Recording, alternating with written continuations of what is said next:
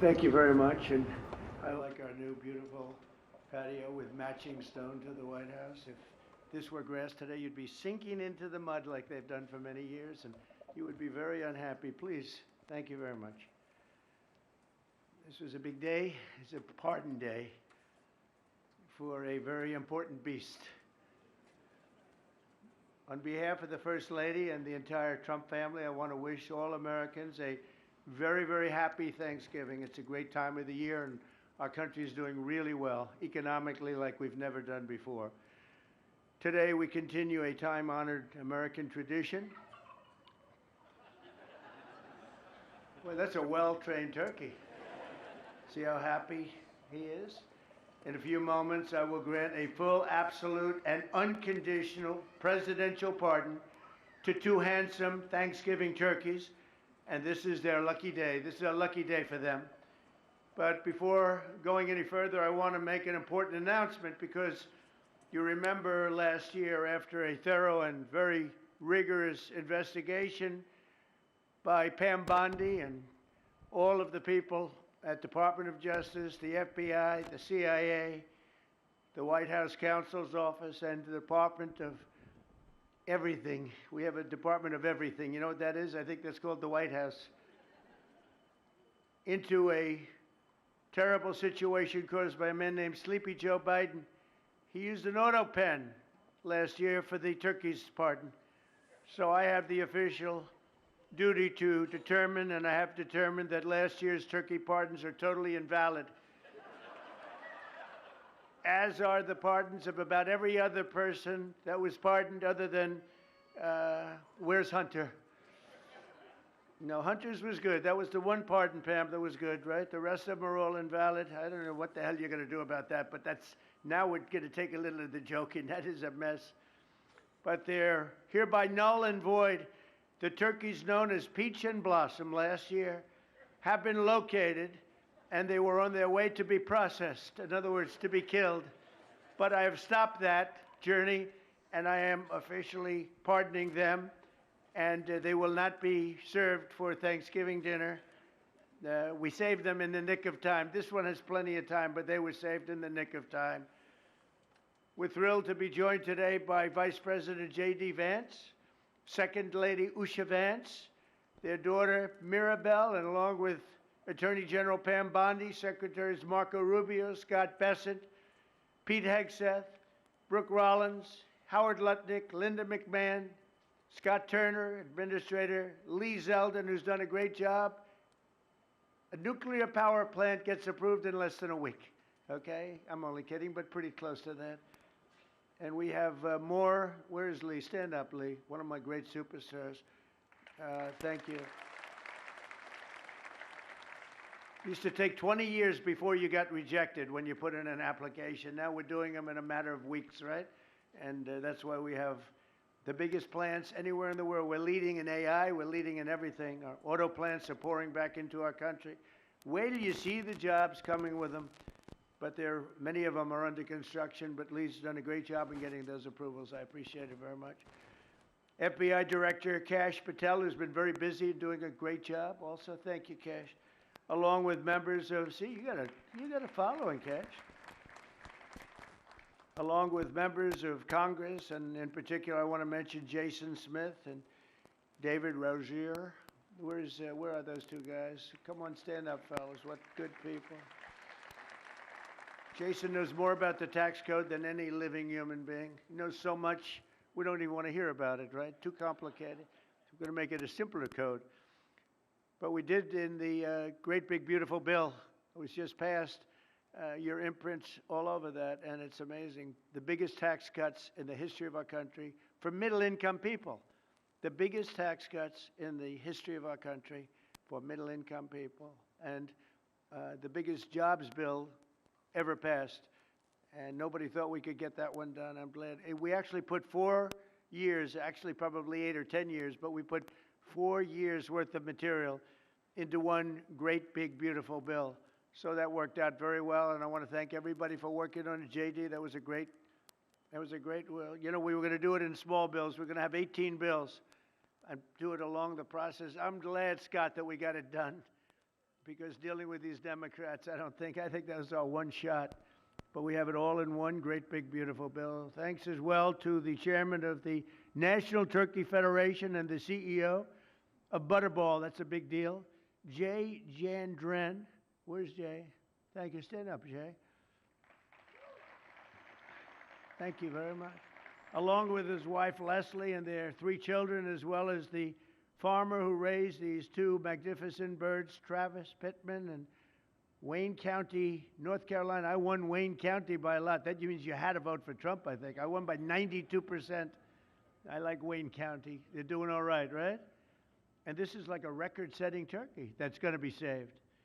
The turkeys being pardoned today go by the names of Gobble and Waddle. When I first saw their pictures, I thought we should send them, well, I shouldn't say this. I was going to call them Chuck and Nancy.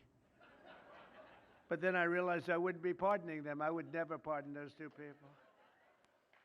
I wouldn't pardon them. I wouldn't care what Melania told me. Darling, I think it would be a nice thing to do. I won't do it, darling. These are 2 of the largest turkeys ever presented to an American president, over 50 pounds each. It's the largest we've ever had. And those are big turkeys. Are they as good as the normal-sized turkey? Better or as good?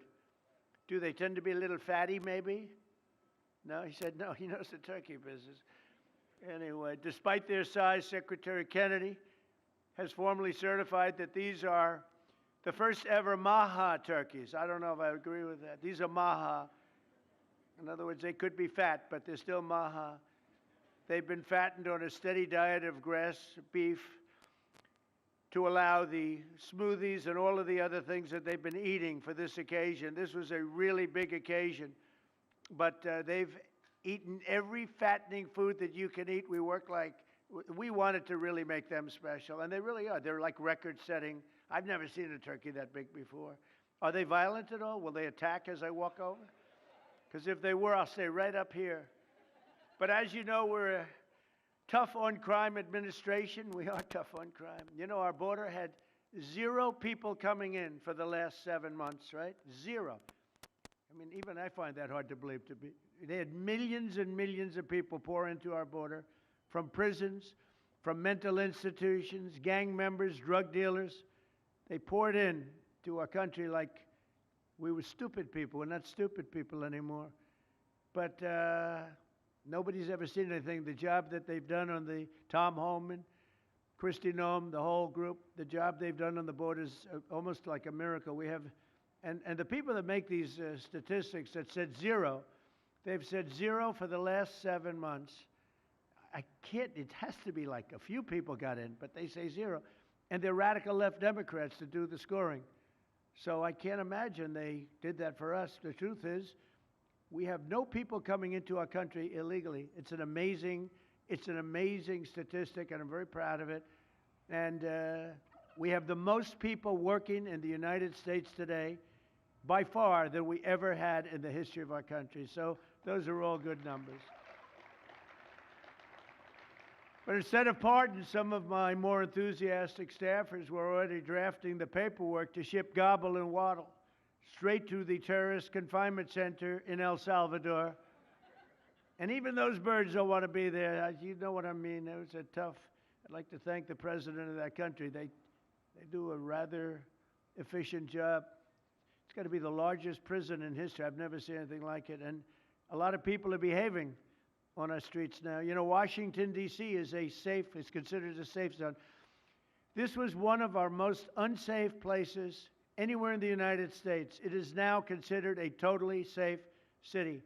I won't tell you about murders. We're having murders, like a lot of murders, on a weekly basis. We haven't had a murder in 6 months. And it doesn't sound good even to say that. We haven't had a murder in 6 months. But when you are averaging 1 and even sometimes 2 a week, and you haven't had 1 in 6 months, you can walk with your family down the middle of any street, go to a restaurant, you won't get in. They're opening new restaurants all over, and it's really been a beautiful thing to see. So Washington, D.C. is now a totally safe city, and a year ago it was a criminal mess. We removed, Pam, 1,700 people, career criminals, and people that came to this city from Venezuela and many other places. They were let out of prisons and they came here. They were Tren de Aragua, a lot of Tren de Aragua, that's from Venezuela. And we got them all the hell out of our country, or they're in prisons now. And you can walk down any street in Washington and you're going to be just fine. And I want to thank the National Guard. I want to thank Pete Hegseth. The job you've done here is incredible.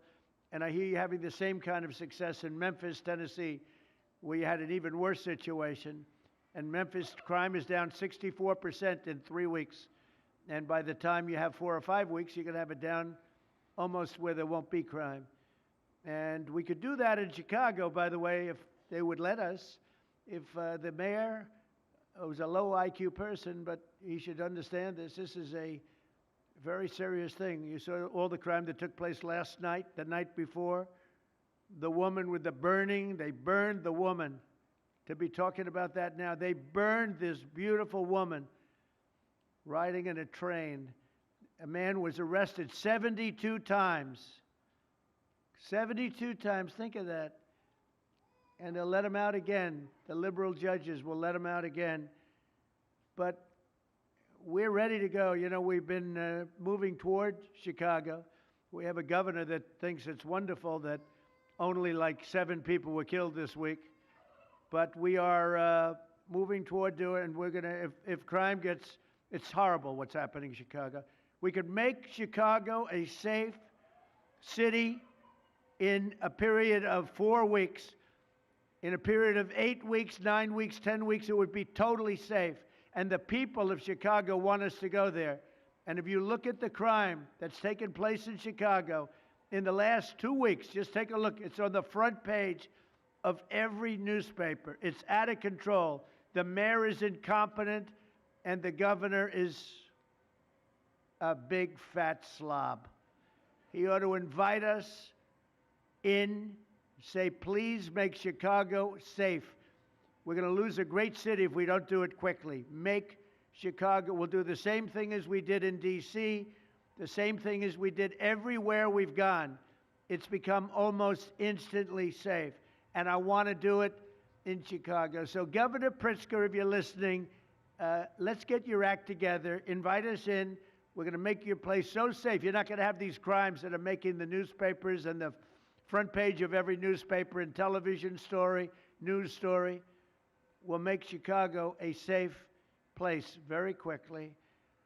I looked at the various cases, granting mercy, discovering that the terrible trauma that everyone's going through.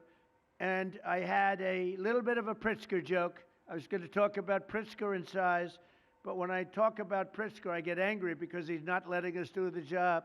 So I'm not going to tell my Pritzker joke. They have a very cute little joke, you know. Some speechwriter wrote some joke about his weight, but I would never want to talk about his weight. I don't talk about people being fat. I refuse to talk about the fact that he's a fat slob. I don't mention it. On a more serious note, as we gather around the dinner table, I'd like to lose a few pounds too, by the way. And I'm not going to lose it on Thanksgiving, I can tell you that, because I'm going to have a turkey, but it's not going to be that one. I hope all Americans will have the chance to enjoy the fellowship of family and friends and renew our faith in God's providence. 1 year ago, we were a dead country 1 year ago. The King of Saudi Arabia said it to me. He said it to me actually 4 months ago when I was in Saudi Arabia, Qatar, UAE. He said, you know, 1 year ago, the United States was a dead country, and now you've got the hottest country anywhere in the world that do. We're the hottest country. We have $18 trillion being invested. As of now, we're not even close to being 1 year. The most ever was $2 trillion for a certain country I won't name when during the last administration. In 4 years, they had less than $1 trillion being invested in the country. In 9 months, we have over $18 trillion. It's a number that nobody has ever even thought possible. And that's in building plants and building so many things, investments in our country. Nobody's ever seen anything like it. But we have more people working. We have more people praying. The churches are coming back. I don't know if you've been reading that story, but religion is coming back to America. Some people say, oh, why would you mention that? To me, that's a big deal. And this Thanksgiving, we're also making incredible strides to make America affordable again. Walmart announced that the cost of their standard Thanksgiving meal is 25% lower than just 1 year ago. That's a big deal. According to the USDA, the price of Thanksgiving turkey is down 33% from its Biden-era highs. Potatoes are down 13%. Ham is down 15% compared to last Thanksgiving. So we are down to a level that we haven't seen in a long time. Egg prices are down 86% since March, and gasoline will soon be hovering around $2 a gallon. Under our leadership, we passed the largest tax cuts in history, the largest spending cuts in history, the largest regulation cuts in history, and we have fully secured our southern border. I've also ended 8 wars in 9 months, and we're working on that final war. It's not easy, but I don't know. I think we're going to get there. 25,000 soldiers, Ukraine, Russia. In the last month, 25,000 soldiers have died. So I think we're getting very close to a deal. We'll find out. I thought that one would have been gone quicker. We did 8. I thought that would have been an easier one, but I think we're making progress. In less than 1 year, we've accomplished more than most other administrations have accomplished in 8 years. And this is a very special Thanksgiving. We thank God for his many blessings and the great success that this country has seen in the short period of time. We draw strength from the love of family and friends, and we express our undying gratitude for the men and the women of the United States Armed Forces. We love them. We pray that peace and prosperity will continue to bless our land, and together we'll really just keep this great drive going to make America great again. MAGA, I think it's the greatest expression in the history of politics. Make America great again. So once again, Melania, thank you for doing such a great job and being such a great First Lady. And now let's go and give Waddle. Waddle, by the way, is missing in action, but that's okay. We'll pretend Waddle is here. The gift that they've been waiting for. And I'll move over and I will just say very nicely, Gobble your pardon. Come on, let's say it in front of Gobble. Thank you very much, everybody.